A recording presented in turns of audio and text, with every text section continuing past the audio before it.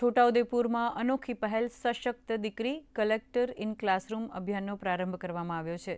જિલ્લા કલેક્ટર ગાર્ગી જૈનની ઉપસ્થિતિમાં કિશોરીઓ અને દીકરીઓમાં અડગ આત્મવિશ્વાસ, શિક્ષણ, સ્વાસ્થ્ય અને નેતૃત્વના ગુણો ખીલે તેવા ઉમદા આશય સાથે આ નવતર પહેલ શરૂ કરાઈ છે, જે અંતર્ગત તેઓએ છોટાઉદેપુરની SF હાઈસ્કૂલ શાળાની મુલાકાત લીધી હતી અને બાળાઓ સાથે હૃદયસ્પર્શી તેમજ પ્રેરણાદાયી સંવાદ સાધ્યો હતો।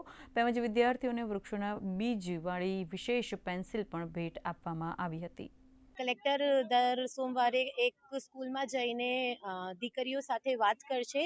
આ જે વાતો છે એમાં ઓલમોસ્ટ બધા ટોપિક્સ ઇન્ક્લુડ કર્યા છે। દાખલા તરીકે સેફટી કેવી રીતે રાખવાનું છે, આપણે ફિટનેસ કેવી રીતે રાખી શકીએ, કોન્ફિડન્સ બિલ્ડિંગ શું છે, કાઉન્સેલિંગ એક્ટિવિટીઝ પણ ઇન્ક્લુડ કરી છે, જેનાથી જે આપણી દીકરીઓ છે એમાં સેલ્ફ કોન્ફિડન્સ વધશે। એમના જે સ્વપ્ન છે આ સ્વપ્નને સાકાર કરવા માટે આ લોકો પ્રયત્ન કરીને આપણા દેશ માટે કંઈ કરશે।